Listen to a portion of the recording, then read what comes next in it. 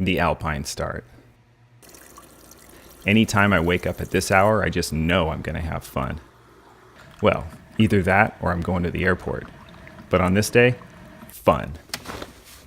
And probably a little pain.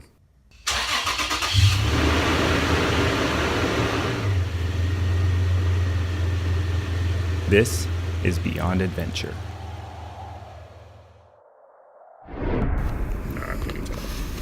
I think they're out. Turn on? Nothing? Nothing. Alright, total fail. So my headlamp is totally dead. It's supposed to be rechargeable. And when I plugged it in, or when I turned it on earlier, it worked. It doesn't work this morning. Rob's batteries are low. And it's about ready to die, so looks like we're doing cell phone lights for the next 3 hours. Really good. So hopefully it'll get, I don't know. We gotta get up the mountain though, because it's hot already. Okay, so I'm guessing you're wondering two things. First, who goes hiking in the middle of the night without checking the batteries in their headlamps? Well, turns out I do, and also my friend Rob. Embarrassingly, both on the same day. But second, just what exactly are we doing hiking at this hour anyway? Well, I guess you could say it's Mike Lanza's fault. Several years back, he wrote an article for Backpacker magazine titled America's Hardest Day Hikes. It's a bit of a contrived list to be sure, but when I saw that number 5 on his list was only an hour away, it was on. Quick call to Rob, pick a date, and here we are. Cactus to Clouds.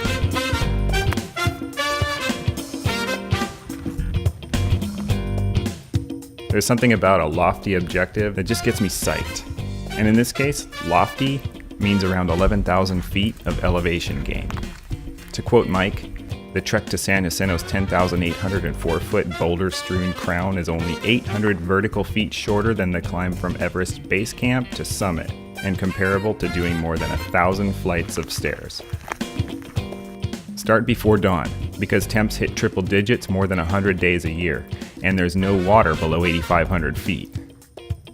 In other words, this is a long, grueling hike, hence the early start.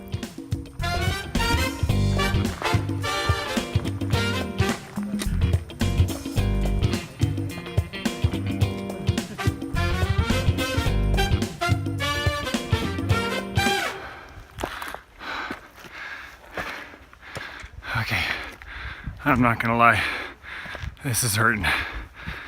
We're going like 7,500 feet up, closing in on 10 miles, and we're almost to the tram, top of the tram,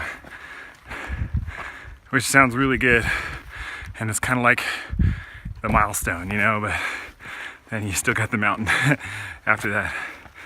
But anyway, if I can just get up this hill, that's all that matters right now.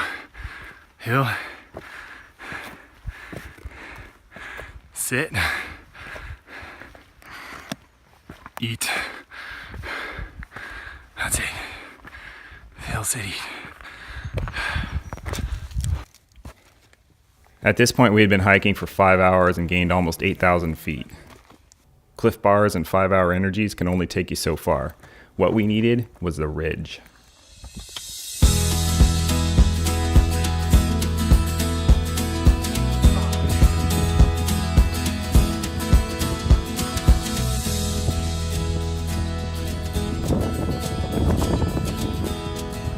That last part was a butt kicker.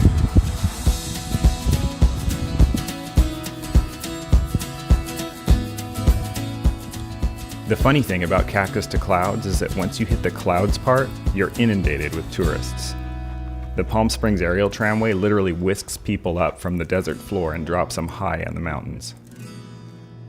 And while crowds on the mountains have their downsides, the tram also creates a few obvious benefits. One is that we'll be taking it down the mountain instead of the 10 miles of trail we just came up. But more importantly at this stage of our day is that because of the tram, there's a wilderness ranger station here, which is a nice place to eat, relax, refill our water, and repack our bags for the last 5 miles to the top.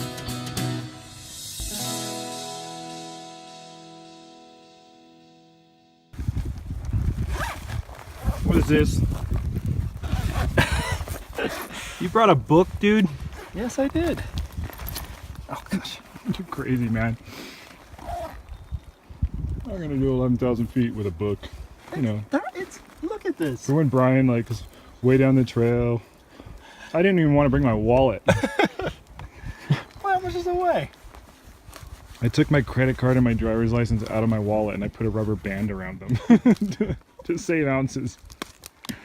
I knew you would, Disapprove? yeah.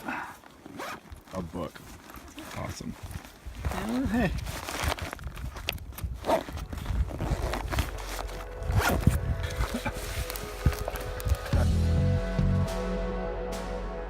After our little break, we settled in for the push to the summit.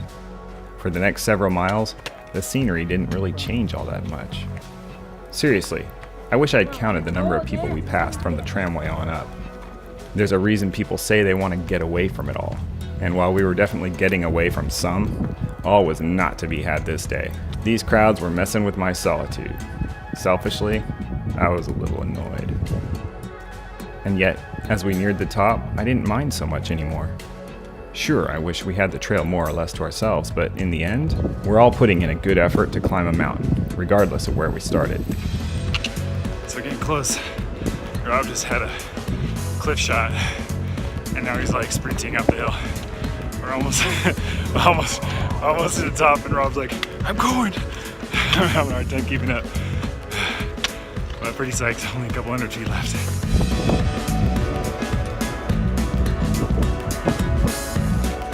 Looking way down at the desert below, I couldn't help but smile, even if I was smiling with 100 other people.